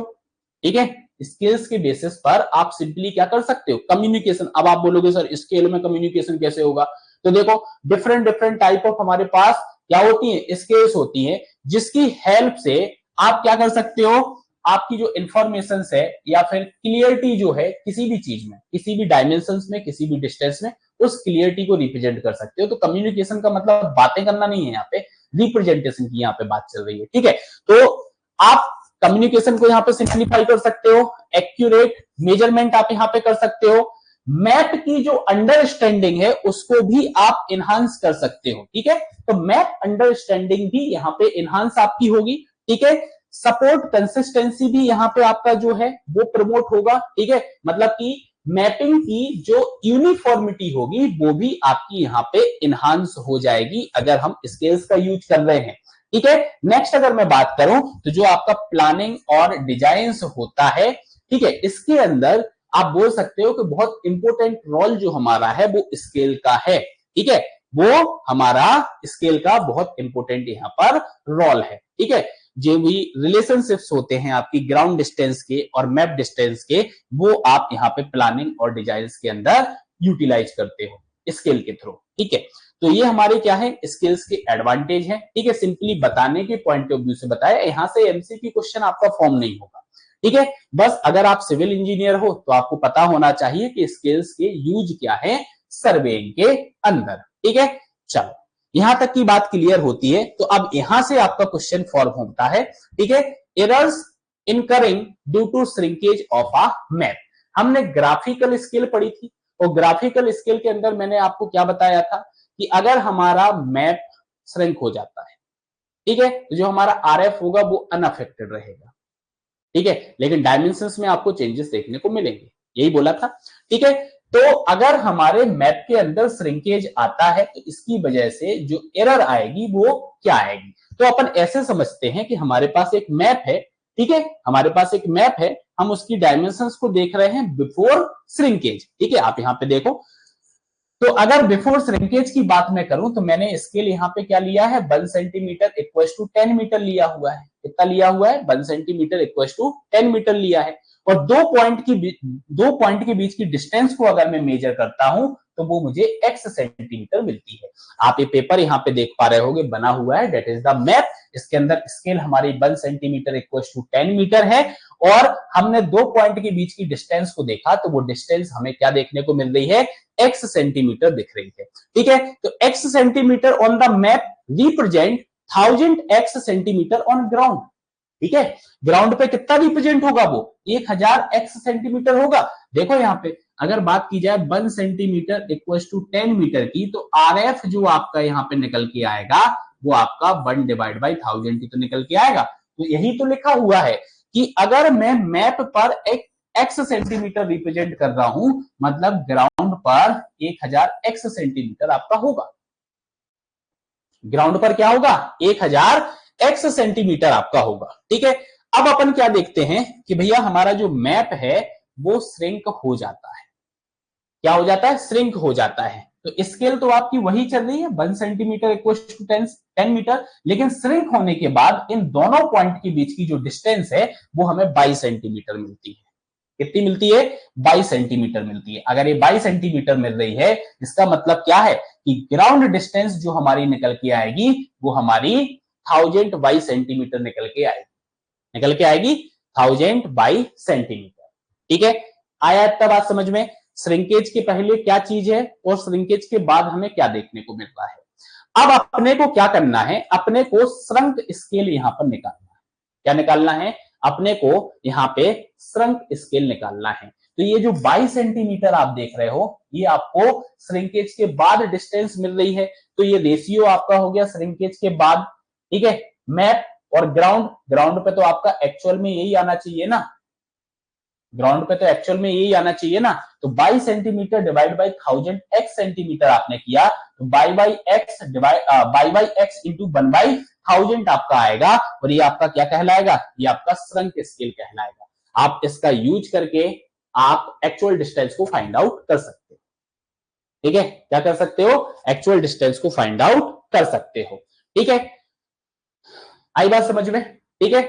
अब समझना यहां पर जो ये बाई और एक्स आया, अब अगर आप देखोगे तो ये बाई आपका क्या है आफ्टर श्रिंकेज, और एक्स आपका क्या है एक्स आपका निकला बिफोर श्रिंकेज। इन दोनों का जो ये रेशियो निकल के आ रहा है, इस रेशियो को हम बोलते हैं श्रिंकेज फैक्टर। इस रेशियो को हम क्या बोलते हैं श्रिंकेज फैक्टर। क्यों, क्योंकि एक्स हमारा क्या हो गया, एक्स हमारा ओरिजिनल लेंथ हो गया है, ठीक है, और ये हमारा क्या हो गया है, ये हमारा श्रंक लेंथ हो गया। तो shrunk length divide by original length, ये हमारा क्या बनता है, ये हमारा बनता है श्रिंकेज फैक्टर। तो जब हम बात करेंगे श्रिंकेज फैक्टर या फिर श्रिंकेज रेशियो की, तो ये हमारा क्या बन जाएगा, shrunk length divide by original length, यही लिखा हुआ है।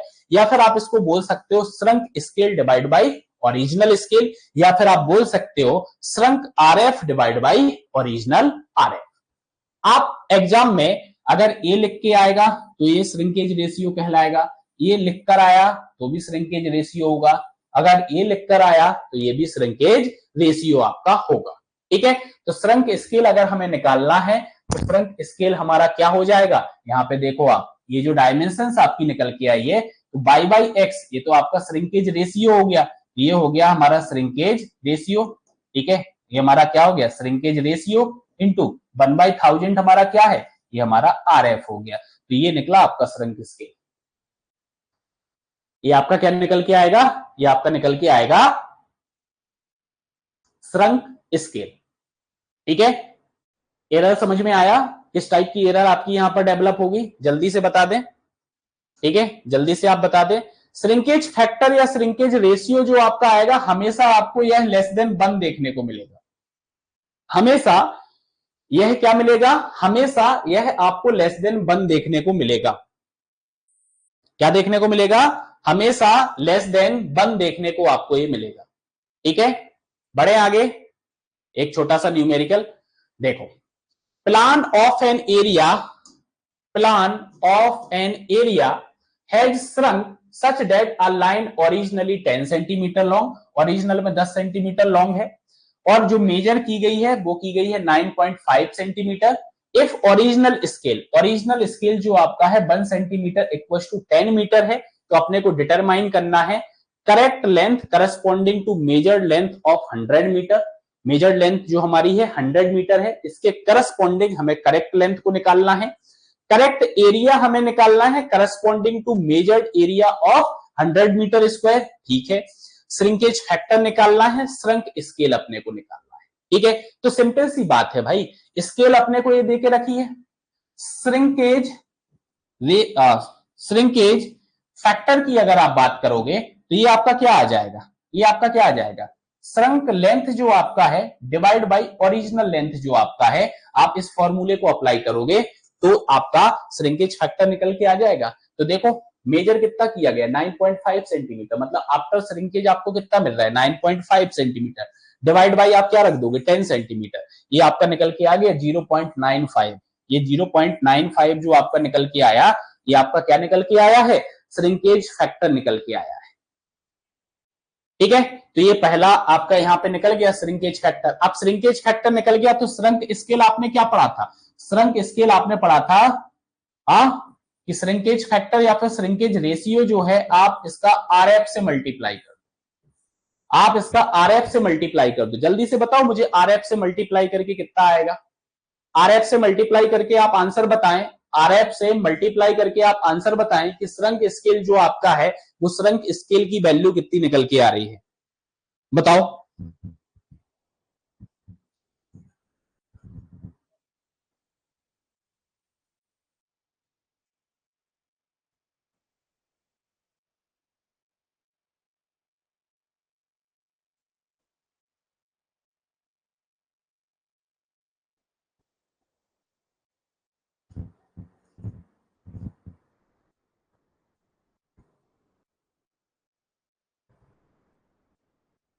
रोहित आंसर नहीं आ रहा है, अरे सिंपल सा मल्टीप्लाई ही तो करना है, बताओ जल्दी से।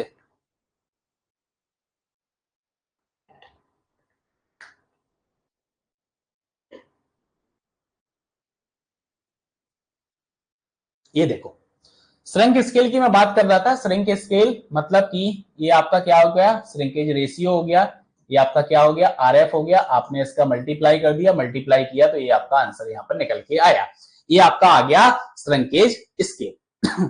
ठीक है, श्रिंकेज फैक्टर आपका क्या होता है, shrinkage factor equals to measured distance divide by correct distance, यही होता है। तो श्रिंकेज फैक्टर क्या निकल के आया, 0.95 आपका निकल के आया। अब देखो अपना जो ये आंसर है, करेक्ट लेंथ अपने को निकालना है किसके corresponding, measured length of 100 metre के करस्पॉन्डिंग निकालना है। ठीक है, आरएफ नहीं पूछा था भाई, मैंने पूछा था श्रिंक स्केल, चलो ठीक है आरएफ तो सही निकाला। ठीक है, तो मेजर्ड लेंथ अपनी कितनी आ रही है, 100 मीटर आ रही है, इसके करस्पॉन्डिंग करेक्ट लेंथ निकालना है। तो देखो shrinkage factor equal to measure distance divide by आपका करेक्ट डिस्टेंस आ जाएगा। मेजर डिस्टेंस आपका 100 हो गया, नीचे आपका करेक्ट डिस्टेंस आ जाएगा। तो करेक्ट डिस्टेंस आपका क्या हो जाएगा, इंटरचेंज कर दो तो 100 डिवाइड बाई 0.95, तो ये आपकी करेक्ट डिस्टेंस निकल के आई है। मेजर कितनी की है आपने, 100 मीटर आपने मेजर की है, बट एक्चुअल में जो करेक्ट है वो कितना निकल के आया, 105.263 ये निकल के आया। अब अगर हमें यहाँ पे क्या निकालना है, करेक्ट एरिया निकालना है। ठीक है, तो करेक्ट एरिया के लिए आप ये फॉर्मूला याद रखना, ऊपर measured area divide by SF का स्क्वायर। ठीक है, क्या आ जाएगा, एसएफ का स्क्वायर, तो ये आपका निकल आएगा।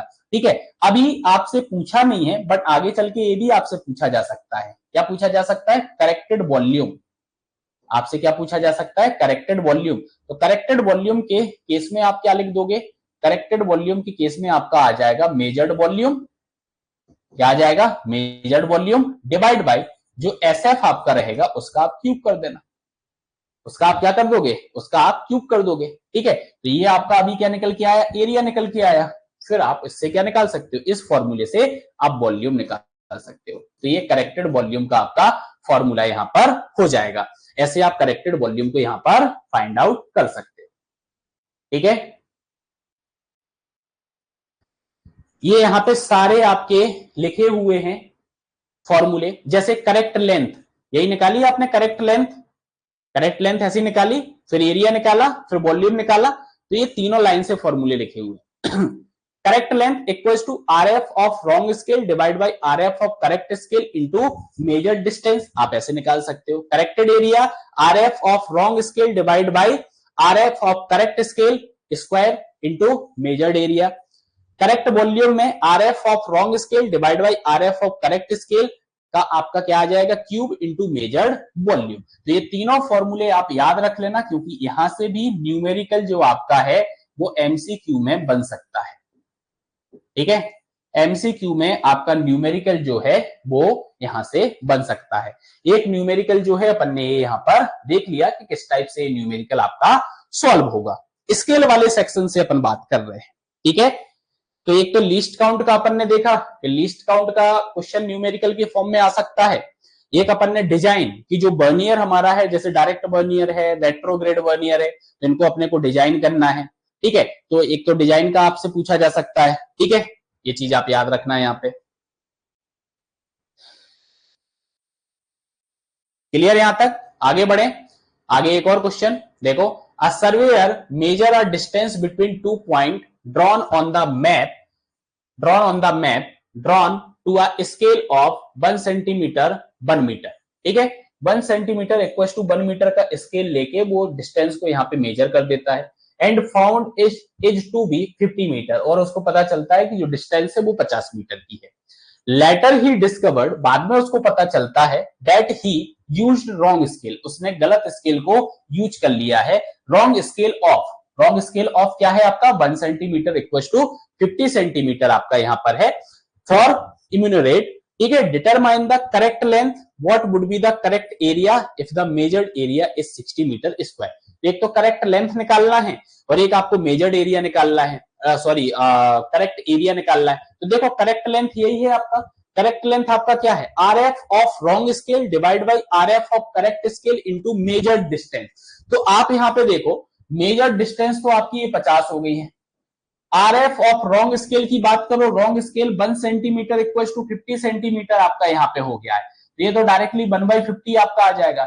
Are F of correct scale आपका जो है 1 सेंटीमीटर इक्वल टू 1 मीटर आपका यहाँ पर है। ठीक है, क्या है 1, तो ये आ जाएगा आपका, ये आ जाएगा आपका 1 डिवाइड बाई 100। बस इसको सॉल्व कर दो, आपका आ जाएगा आंसर। ठीक है, अब आपको क्या करना है, अब आपको क्या करना है, सेम आपका एरिया, करेक्शन की बात कर रहा है ना, ये जो चीज लिखी है ना, इसका आपको क्या कर देना, इसका आपको स्क्वायर कर देना। और यहाँ पे मेजर्ड एरिया, मेजर्ड एरिया आपका कितना आ रहा है, 60 आ रहा है, ये आपका आंसर आ जाएगा। तो ये क्वेश्चन आपका डायरेक्टली उस फॉर्मूले के ऊपर फॉर्म हुआ है। ठीक है, ये फॉर्मूला अगर आपको याद होगा, ये फॉर्मूला अगर आपको याद होगा तो आप क्या कर सकते हो, आप क्या कर सकते हो, डायरेक्टली डायरेक्टली आप पता कर सकते हो। ठीक है ना, सिंपल क्वेश्चन। बढ़े आगे। Additional information, different type of scales are used for various survey work are as follow. ठीक है, हमने जो प्रीवियस लेक्चर पढ़ा है, मतलब लेक्चर नंबर 1 जो पढ़ा है, उसके अंदर डिफरेंट डिफरेंट टाइप ऑफ सर्वे को हमने डिस्कस किया था। जैसे अगर मैं सर्वे की बात करूं, सिंपल सा समझना, जैसे एक बिल्डिंग की साइट अगर मैं लेता हूं, तो बिल्डिंग की साइट के लिए मैं कौन सी स्केल यूज करूंगा, 1 सेंटीमीटर इक्वल टू 10 मीटर का यूज करूंगा। इसका आरएफ भी साइड में लिखा हुआ है, आपको जब पीडीएफ मिलेगी तो आप इसको देख लेना। ठीक है, तो बिल्डिंग की साइट के लिए 1 centimetre equal to 10 metre. Town planning अगर आप कर रहे हो या फिर रिजर्वायर की आप प्लानिंग कर रहे हो, तो हम कितना स्केल ले सकते हैं, 1 centimetre equal to 50 centimetre to 100 metre. अगर किसी रूट का आपके द्वारा सर्वे किया जा रहा है, तो स्केल यूज जो होगी वो 1 centimetre equal to 10 metre to 60 metre आप यूज करोगे।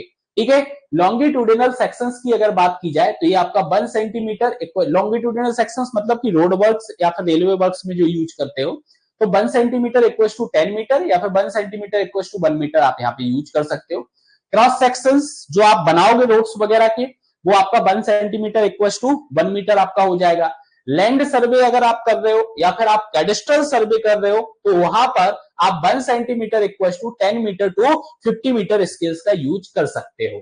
ठीक है, नेक्स्ट अगर बात की जाए, तो अगर आपने टोपोग्राफिकल मैप को प्रिपेयर करना है, तो 1 centimetre equal to 0.25 kilometre to 2.5 kilometre आप स्केल का यूज कर सकते हो। जियोग्राफिकल मैप्स के अंदर 1 centimetre to 5 kilometre to 150 kilometre का आप स्केल यूज कर सकते हो। माइन सर्वे के लिए आप 1 centimetre equal to 10 metre to 25 metre आप यूज कर लो। और फॉरेस्ट मैप अगर आपको प्रिपेयर करना है, तो 1 सेंटीमीटर इक्वल टू 250 मीटर का आप स्केल यूज कर सकते हो। ठीक है, तो यहां से डायरेक्टली फैक्चुएट क्वेश्चन आपका बन जाता है, जिसमें आपसे पूछ लिया जाएगा कि इस टाइप ऑफ सर्वे के लिए हम कितना स्केल का यूज करेंगे। तो ये जो स्केल्स आपको बताई हैं, ये स्केल्स आपको यहां पर याद रखना है। ठीक है, ये जो स्केल्स आपकी हैं, इन स्केल्स को आपको क्या करना है, याद रखना है। तो ये डिफरेंट टाइप ऑफ स्केल्स आपकी यहां पर हो गई हैं, different type of survey work के लिए। ठीक है, तो इनको आप याद कर लेना। हाँ जी, पढ़ना पड़ेगा, बिना पढ़े कुछ नहीं होने वाला है भाई, पढ़ना तो पड़ेगा, पढ़ोगे तो ही सिलेक्शन पाओगे। ठीक है, ठीक है, क्लियर यहां तक। तो जो स्केल वाला आपका पार्ट है ना, ये अपन ने आज डिस्कस कर लिया। आज के सेशन को यहीं पर एंड करते हैं, मिलते हैं नेक्स्ट सेशन के अंदर। ठीक है, और इसका जो यूनिट कन्वर्जन की बात कर रहा हूं और इसके आगे का प्रिसीजन एंड एक्यूरेसी की जो बात कर रहा हूं, नेक्स्ट सेशन के अंदर अपन डिस्कस करेंगे। किसी भी प्रकार का डाउट है तो आपका जो व्हाट्सएप ग्रुप है चैट बॉक्स में बना हुआ है, जो लोग नहीं ज्वाइन किए, चैट बॉक्स के अंदर उस व्हाट्सएप ग्रुप की लिंक है, आप वहां से उस व्हाट्सएप ग्रुप में जुड़ सकते हैं और अपने डाउट्स वगैरह पूछ सकते हो। ठीक है, बिल्कुल बिल्कुल बिल्कुल, क्वेश्चन लगाइए, आंसर्स जो अगर कहीं पे भी डाउट आता है तो आप वो क्वेश्चंस मुझसे डायरेक्टली पूछ सकते हो। ठीक है, थैंक यू, क्लास ओवर।